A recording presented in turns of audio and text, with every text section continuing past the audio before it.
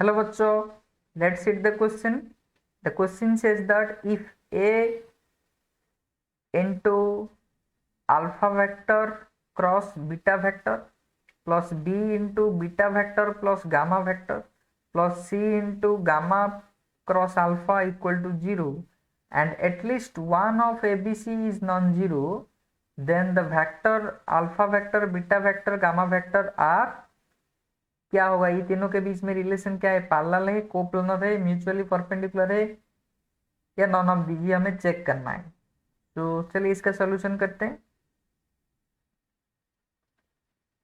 First of all हमें given क्या है? A vector into alpha vector cross beta vector plus B into beta vector cross gamma vector plus C into gamma vector cross alpha vector equal to 0। ये given है। That implies we can say that पहले ये total vector के साथ gamma vector को dot product करते हैं। Dot product with suppose this is equation 1 dot product with gamma vector, तो क्या मिल जाएगा? पहले के साथ A vector into alpha vector cross beta vector, इसके साथ डॉट प्रोडक्ट होगा गामा वेक्टर प्लस इसके साथ जब गामा वेक्टर डॉट प्रोडक्ट होगा तो ये 0 आ जाएगा, बिकॉज गामा डॉट गामा 0 होगा। गामा क्रॉस गामा 0 आ जाएगा, तो ये 0 आ गया, ये भी 0 आ गया and finally 0। That means basically हमें अल्फा बीटा गामा के अंदर रिलेशन फाइंड आउट करना है।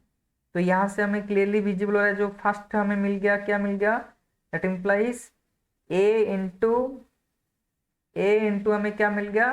Alpha vector cross beta vector dot gamma vector. That means इसको हम कह सकते हैं ए इंटू ये क्या मिल गया हमारा? Box product of alpha beta gamma. Suppose this is equal to 0। Equation 1 मिल गया। सिमिलरली अब क्या करेंगे? इक्वेशन 1 के साथ अगेन डॉट प्रोडक्ट करेंगे बीटा, तो ये 0 हो जाएगा, ये मिलेगा हमें, ये भी 0 हो जाएगा, बिकॉज यहाँ पे बीटा होगा, यहाँ पे बीटा होगा, यहाँ पे बीटा नहीं है, तो ये वेक्टर हमें मिलेगा C vector into gamma vector cross alpha vector dot किसके साथ डॉट प्रोडक्ट कर रहे हैं? बीटा के साथ, बीटा, और ये दोनों 0 हो जाएगा which is equal to 0। That means यहाँ से हमें क्लियरली विजिबल हो रहा है जो सी वेक्टर ये आ गया हमारा gamma cross alpha dot beta, तो इसको हम लिख सकते हैं अगेन अल्फा बीटा गामा का box product which is equal to 0। This is equation number 2। इसी तरह अब क्या करेंगे? इक्वेशन 1 के साथ डॉट प्रोडक्ट करेंगे अल्फा, तो ये 0 मिल जाएगा, ये 0 आ जाएगा, सिर्फ ये इक्वेशन हमें मिलेगा।